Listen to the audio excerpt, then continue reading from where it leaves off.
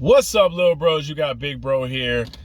Like, subscribe, hit the notification bell if you like the gems and truths I'm dropping. Today's a special day. I just want to say I got my Shelby Gt350, and I know you're expecting to see it right now, but stay tuned. I bought it from another state. I drove down to Delaware to go take a look at it this past Friday, and I didn't pick it up because I had no way to get my truck back and the car back, and I wasn't going to trailer it back. So I'm just going to put some pictures up, take a look at these pictures. I wanted the Shelby Gt350 with no stripe. I wanted the Recaros, and I wanted the tech package. So I had to really shop around for this car. It's a one owner, 11,000 miles, and I think I did a pretty good deal negotiating this car. And I got the notebook here, and I'm gonna try to break it down.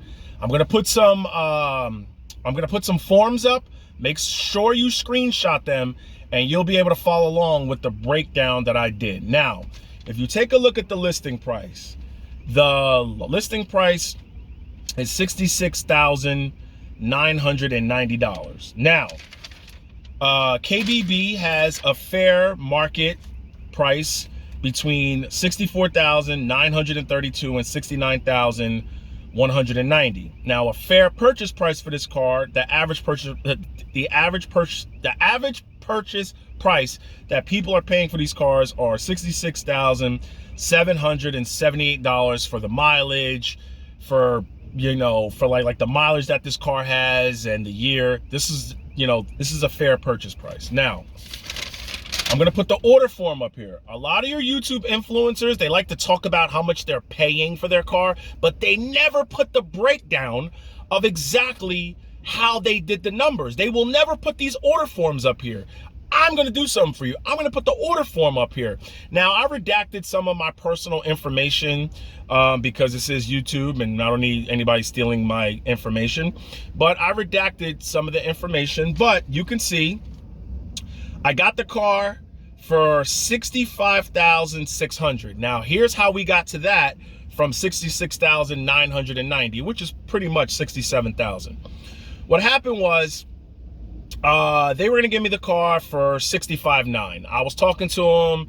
I was like, what's the best you can do? Haggling, going back and forth. He goes, I could take $1,000 off because you drove down. If you're serious, if you're going to buy the car, I could take off $1,000. Now, if you see on that order form, you see that MV messenger service, you want to screenshot this. All that is, that's a dock fee. Remember what I said? I don't pay dock fees. So I said, listen, I'm not paying that dock fee. You got to be willing to walk. I don't care how much I want the car. I am not paying for paperwork. That's all that is. That's the price of doing business. Dealerships, they're supposed to go to the DMV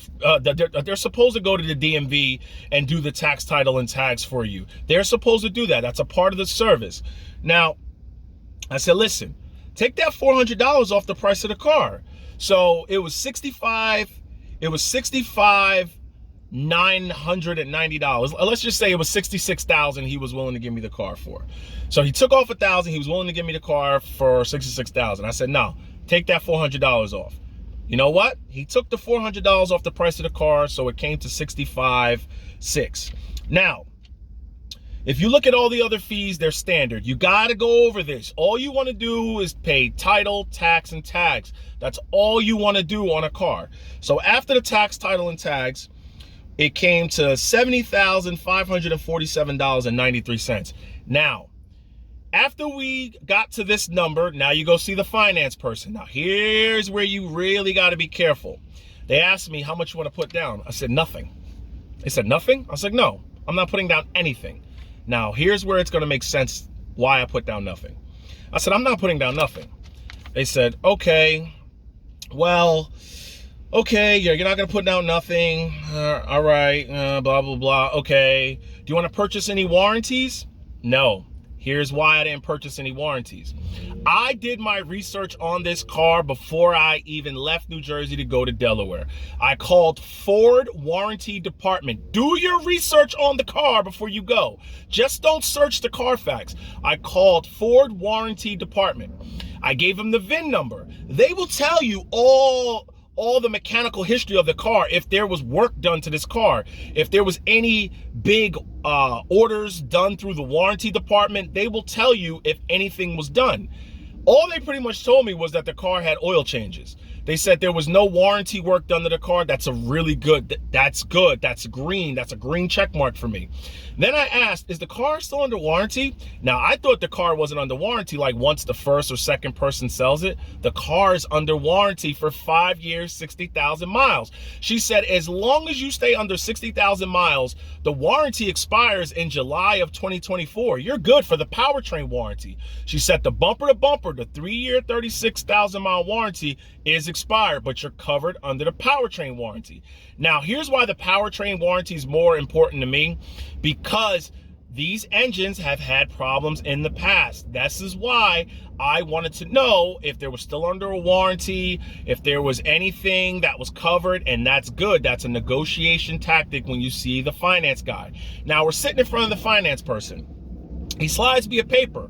Oh, the car's not under warranty. For an extra $30 a month on your payment, we'll cover your engine and your transmission. I'm already covered through Ford. Why would I purchase that? Now listen, he's just doing finance guy stuff. He's just trying to rack up the payment on you. He's trying to make money and kickback. Now, why would I purchase a warranty through a dealership that's not a Ford dealership, where this was a trade-in, out of state? There could be, it could be difference in warranties from state to state. I don't know Delaware's laws. Why would I do that? I'm going to bring the car to a Ford Racing Performance dealership near my house that's more convenient for me. God forbid something happens. So I said, no, I opted out of everything. I said, no, I'm good. You know, I'm okay. I didn't even tell him the car's still under warranty. I didn't even tell him. Oh, do you want to purchase the gap insurance and this and that? No, I don't want to purchase the gap insurance because this is a fair purchase price. Remember, I went to kbb.com. Insurance companies, if it's a total loss, they will give you what the car is worth and what they're going for through KBB. That's what a lot of insurance companies, and I spoke to my insurance company, NJM, New Jersey Manufacturers. They said we go by kbb.com, and then we go by a 300-mile radius of what the cars are going for, and then we go by KBB and we give a formula of what we will pay out for the car. So I'm good on that. So then we get to the numbers. Check out the numbers. I'm gonna put the order form. I already put the order form. Check out the finance paper. All right. A lot of people don't do this. A lot of you YouTube influencers, you don't put this up. Here we go. For 72 months, in-house financing through Chase, $1,205.94 for 72 months. At a 6.99 interest rate, that means finance charges are $16,279.75. So meaning you didn't get the car for $65,600. If you don't pay this car off early, after 72 months at this payment, you're paying $86,827.68. That's what you're really paying for a car if you do not pay it off early at this finance rate. Now, I said, no, I'm good. I'm not going to put any money down. I'm good. Then I used one last tactic at the end. Here's what I said. I said, I noticed that those Michelin Pilot Sport Cup 2 tires, they're bald. The car has 11,000 miles. You're supposed to replace those tires after 5,000 miles because that's the typical wear pattern of those tires. He goes, oh, you got to talk to the salesman. I was like, call him. Salesman comes in, they take a look at the tires, they take a look at, they call the maintenance tech guy in, and he's like, listen, they actually are down, wow, like that they were down to like the cords on the tires. I said, listen, no, you have to replace those tires, man. You guys are obligated to make sure this car is in safe working condition. When my fiance drives me out here to pick up this car, how am I gonna get this back to Jersey? Do you know they're willing to put Michelin Pilot Sport Cup 2 tires back on the car? I said, no. I don't want those tires. I screenshotted of the tires that I want. I want the Michelin Pilot 4S's on there. That's what I had on my Corvette. Okay, they don't wear as quick, and I'm not going to be tracking this car really. Well, probably never. I'm probably going to be driving it on the weekends and just enjoying it when it's nice weather. Do you know they're willing to order tires on this car? Now, here's where the dealerships come in and they try to be slick. They were going to try to sell me this car with just a trade-in without putting really any work into it. Now, I checked the oil and all the oil was good and all that was good. All of that was changed. But when I took a look at these tires, no, absolutely not. So they're going to order tires for me and I'm going to pick the car up at the end of the week. So let's get back to the price. So $1,205.94. First payment is due on January 22nd of 2023. Now, this is important. No early penalty if you pay the car off early. Now, here's why that's important. I was putting no money down because this was my plan the whole time. Take a look. I'm selling a total of $85,000 out of the S&P 500 fund. You want to know why? Before this payment is even due, I'm going to pay this car off.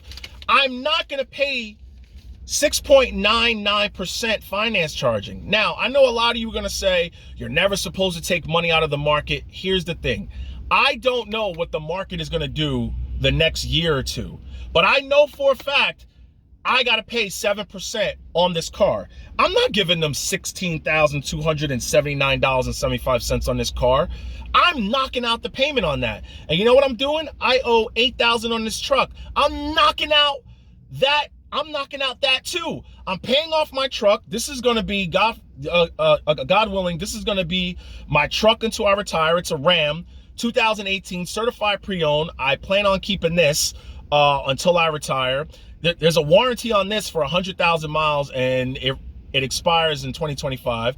So the warranty will expire on the Shelby in July 2024. I'll extend that warranty through Ford and I'll purchase the bumper-to-bumper warranty through Ford with the leftover money. And I'm going to get it ceramic wrapped with the clear coat so I don't get no rock chips. Now I'm going into 2023 with zero debt. I got the car that I want, that I'm gonna keep. My truck is paid off, and I know a lot of you are saying when you buy stocks, you're not supposed to ever sell them, but you have to understand something. I always make videos saying you got to do what's best for you. I have a lot of S&P already. I have S&P through my job. What I'm trying to do now is concentrate. That's already on autopilot. I'm not worried about that. What I want to concentrate on now is my dividend portfolio, investing in my dividend portfolio, and I want to concentrate on gold, silver, and other precious metal, other precious metals. I don't want to always have all my money in the just index funds. Now, here's the thing. I said this, when you get to a certain part in life and you know how much money you need, you can start going in different directions. We already have the real estate in Aruba that's being rented out. That's our retirement place. I have the index funds. Now I want to get into dividend investing more. I have a dividend portfolio already, but now I want to start putting more money into that. A lot of you may already know that I had a Corvette 60 roll. I sold that and I never did anything with that money. I went more into my dividend portfolio. I'm going to have a pension. Social Security is going to be here. A lot of you will say Social Security is going to go away. As long as there's one person going to work paying Social Security, it will be here. It may not be as much, but Social Security will be here. Now, on those lines, wealthy people, they have multiple streams of income. Okay, they have, whether it's real estate, they have businesses, they have stocks, they have precious metals. I don't want to own crypto. I do not like crypto. I want to be able to hold the precious metals that I own. Okay, I'm not going to buy them through the stock market and not own them. I want to purchase precious metals and own them and hold onto them myself. Remember something. Gold in the United States is gold in China, and it's gold anywhere you go. Silver is the same thing. You can buy silver in Asia and sell it in the Caribbean. You can purchase it in the Caribbean and sell it in the United States. What I'm doing pretty much is rebalancing everything, where I want to have my car that I love and enjoy, my work car, and then I can concentrate more on other things. I'm 41 years old. I can't retire from my job with my pension until I'm 57. I still have a long time horizon. So even though if I get financially free and I have enough to live off of, I'm not going to leave a juicy pension behind. So you got to do what's best for you. Now, thank you so much for supporting the channel. I'm starting to grow small, it's starting to grow, but I'm starting to gain some traction. Now, I always say this, when you're gonna buy dividend funds or dividend stocks, make sure they're not these stupid little stocks that these people are doing for under $20. Make sure they're dividend kings and they're dividend aristocrats, okay? They're dividend kings and they're dividend aristocrats. That's the only thing I can say. I'm not gonna tell you what stocks I own because this isn't that type of channel, but if you are gonna dividend invest, make sure it's not 100% of your portfolio, whether it's 40 to 50, but make sure you do have something on cruise control that can protect you if you do something wrong. So videos on the Shelby coming soon. Once I get it and the tires are put on and I pick it up this weekend, I will definitely make a video on the Shelby. No regrets.